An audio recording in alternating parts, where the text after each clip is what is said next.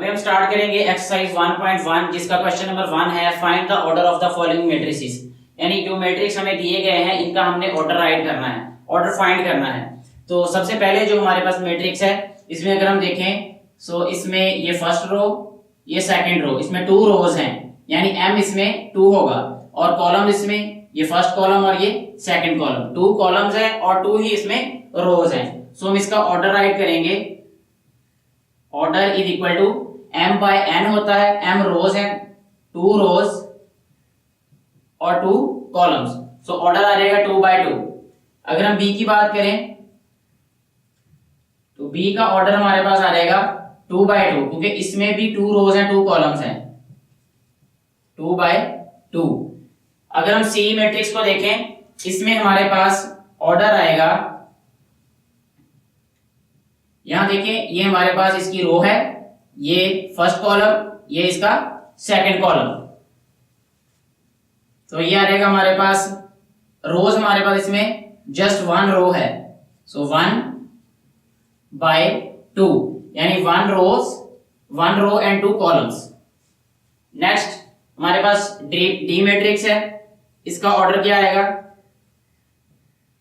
इसका ऑर्डर अगर हम देखें ये हमारे पास फर्स्ट रो, ये सेकंड रो, ये थर्ड रो, इसमें 3 रोज हैं और सिर्फ इसमें 1 कॉलम है। तो इसको हम राइट करेंगे 3 बाय 1, 3 रोज 1 कॉलम। इसी तरह ई को राइट करेंगे हम, ऑर्डर इज इक्वल टू ये हमारे पास फर्स्ट रो, ये सेकंड रो, ये थर्ड रो, यानी इसमें जो है रोज है हमारे पास 3 और कॉलम्स हमारे पास 1 2 कॉलम्स हैं इसमें और 3 रोज हैं। रोज को पहले राइट करते हैं, सो हम राइट करेंगे 3 बाय 2। एफ जो है इसमें अगर हम देखें इसका ऑर्डर आएगा, ये 1 रो है और 1 ही कॉलम है हमारे पास। सो इसको हम राइट करेंगे 1 बाय 1। नेक्स्ट जो क्वेश्चन है हमारे पास जी, इसका ऑर्डर हम राइट करेंगे। अब इसका ऑर्डर इक्वल आएगा हमारे पास, ये अगर हम देखें first row, second row, third row, first column, second column, third column. So ये ऑर्डर आ जाएगा 3 बाय 3 के। एच हमारे पास लास्ट मैट्रिक्स, इसका ऑर्डर आएगा हमारे पास, ये हमारे पास रो 1, ये रो 2, कॉलम 1, कॉलम 2 एंड कॉलम 3। ये आएगा हमारे पास 2 बाय 3। ये इस तरह सॉल्व होंगे। क्वेश्चन नंबर 2 है हमारे पास, which of the following matrices are equal. इनमें से कौन कौन से जो मैट्रिक्स हैं वो इक्वल हैं। सबसे पहले देखिए हमारे पास ए मैट्रिक्स, ये 3 है। हम देखते हैं कि इसमें कोई और मैट्रिक्स 3 के इक्वल है या नहीं है। कोई मैट्रिक्स भी नहीं है 3 के इक्वल। हमने वो 2 कंडीशंस जो हैं वो याद रखनी है ज़हन में कि 2 मैट्रिक्स तभी इक्वल होंगे जब उनके कॉरेस्पॉन्डिंग एलिमेंट्स एंट्रीज सेम होंगी और दूसरी बात ये कि उनका ऑर्डर सेम होगा। आप देखें अगर हम कि बी हमारे पास है 3 एंड 5, कोई और हमारे पास ऐसा मैट्रिक्स है जो 3 और 5 के इक्वल हो जाए। देखिए हमारे पास आई जो है, इसको अगर हम मजीद सिंप्लीफाई करें तो ये 3 एलिमेंट है ये, और 3 + 2 5 हो जाएगा। सो इट मीन्स हम राइट कर सकते हैं कि b is equal to I, b I के इक्वल है। c इक्वल किसके है? c इक्वल है 5 - 2 के। 5 - 2 है कोई और हमारे पास? नहीं, कोई नहीं है। अभी देखते हैं ये d हमारे पास है 5 एंड 3, कोई और मैट्रिक्स 5 और 3 के इक्वल हो? कोई भी नहीं है। e देखें 4 0 6 2, इसके नीचे बिल्कुल h है 4 0 6 2। सो e इक्वल किसके हुआ? h के। f देखें अगर हम, f है हमारे पास 2 एंड 6। अगर हम g को सिंप्लीफाई करें, ये माइनस और प्लस फॉर्म में राइट किया हुआ, 3 में से 1 माइनस करें 2, 3 + 3 6 होता है। तो ये वही बन जाएगा जो f है। सो हम राइट करेंगे f is equal to g। इसके बाद j रह जाता है हमारे पास। देखिए ये, इसको अगर हम सिंप्लीफाई करें तो ये आ जाएगा 2 + 2 4, 2 में से 2 माइनस करें 0, 2 प्लस 4 6, 2 प्लस 0 2। सो ये भी बन जाएगा 4 0 6 एंड 2। ये हमारे पास E भी वही है और H भी वही है, सो हम इसको राइट करेंगे E is equal to H is equal to J। So ये सॉल्व हो गया क्वेश्चन ये वाला भी। एक्सरसाइज 1.1 का लास्ट क्वेश्चन है, question number 3, find the values of A B C and D। यानी A B C और D की वैल्यूज फाइंड करनी है, जबकि हमारे पास गिवन मैट्रिसेस ये है जो कि इक्वल हैं। अब सबसे पहले तो हमें ये पता होना चाहिए कि अगर मैट्रिसेस जो है वो इक्वल हैं तो इसका क्या मतलब है। इसका मतलब ये है कि इनकी दो कंडीशंस पूरी हो रही हैं जो हमने डेफिनेशन में पढ़ी थी। एक कंडीशन ये कि order of first matrix is equal to order of second matrix, पहली कंडीशन तो ये होती है। सेकंड कंडीशन ये होती है कि कोरेस्पॉन्डिंग एलिमेंट्स आर सेम, यानी इस मैट्रिक्स और इस मैट्रिक्स के जो कोरेस्पॉन्डिंग एलिमेंट्स और एंट्रीज हैं वो सेम है। अब हम उसी चीज को यूज करेंगे और उससे क्वेश्चन को सॉल्व कर लेंगे। सबसे पहले हमने लिखना है कंपेयरिंग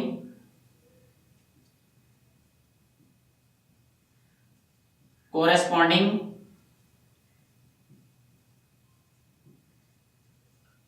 एलिमेंट्स। कोरेस्पॉन्डिंग एलिमेंट्स को हमने कंपेयर करना है। कैसे? यहां पे a प्लस सी इक्वल किसके है? 0 के। सो राइट कर देंगे हम a plus C is equal to 0।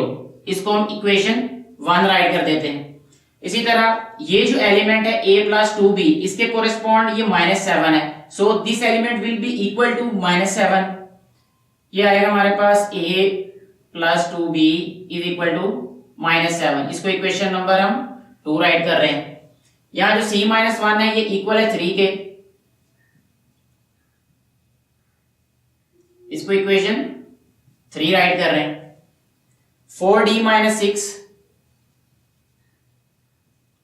ये इक्वल है हमारे पास 2d के, यह रहेगा हमारे पास इक्वेशन 4। अब हमें चाहिए a b c and d की वैल्यूज। अगर हम इक्वेशन 3 को देखें, इक्वेशन 4 को देखें, इन दोनों इक्वेशंस में हमारे पास वैल्यूज हम फाइंड कर सकते हैं। जैसे यहां c देखें तो सिर्फ एक हमारे पास ये वैल्यू है वेरिएबल जिसकी हमने वैल्यू फाइंड करनी, बाकी कांस्टेंट वैल्यूज हैं। सो हम क्या करेंगे, इसको एक साइड पे बाकी वैल्यूज को दूसरी साइड पे ले जाएंगे तो c की वैल्यू आ जाएगी। सो हम पहले इसी को चूज कर लेते हैं फ्रॉम इक्वेशन 3। इक्वेशन 3 राइट करेंगे c-1 is equal to 3। So c equal आ जाएगा हमारे पास 3 प्लस 1 फिर इक्वल टू 4। c की वैल्यू आ गई हमारे पास 4। इसी तरह अब हम a की वैल्यू फाइंड कर सकते हैं इक्वेशन 1 से, क्योंकि वहां पे हमारे पास a और c है। सिर्फ c की वैल्यू पुट करेंगे तो a की वैल्यू आ जाएगी। यहां राइट करेंगे हम फ्रॉम इक्वेशन 1 जो कि है हमारे पास a plus C is equal to 0। So हमारे पास a की वैल्यू आ जाएगी -c, a is equal to -4, क्योंकि c की वैल्यू 4 है, जब वो पुट करेंगे तो -4 आ जाएगी। a की वैल्यू भी आ गई अब हमारे पास। इसके बाद अब हम क्या करेंगे, इक्वेशन नंबर 2 में a की वैल्यू पुट करेंगे। यहां राइट करते हैं फ्रॉम इक्वेशन 2। इक्वेशन 2 क्या है हमारे पास, a plus 2b is equal to -7। a की वैल्यू पुट करते हैं जो कि हमारे पास है -4 plus 2b is equal to -7। So 2b equal आ जाएगा -7 प्लस 4, 2b इक्वल आ जाएगा -3 के, क्योंकि -7 प्लस 4 -3 आ जाता है। सो b इक्वल आ जाएगा हमारे पास -3/2। यहां से b की वैल्यू भी आ गई हमारे पास। अब हमारे पास सिर्फ d की वैल्यू नहीं है, वो इक्वेशन 4 से फाइंड कर लेते हैं। यहां हम राइट करेंगे फ्रॉम इक्वेशन 4 लेते हैं 4d -6 is equal to 2d। d वाली वैल्यूज एक साइड पे कर लेते हैं और जो कांस्टेंट्स हैं वो दूसरी साइड पे ले जाते हैं। यह रहेगा 4d - 2d is equal to -6 उधर जाके +6 हो जाएगा। 4d में से 2d माइनस करें तो 2d रह जाएगा बाकी, which is equal to 6। So d equal आ जाएगा 6/2, क्योंकि 2 मल्टीप्लाई हो रहा है दूसरी साइड पे जाके डिवाइड हो जाएगा। d इक्वल आ जाएगा हमारे पास 3 के। सो ये d की वैल्यू है 3। इस तरह हमारे पास ए की वैल्यू भी आ गई, बी की भी, सी की भी और डी की।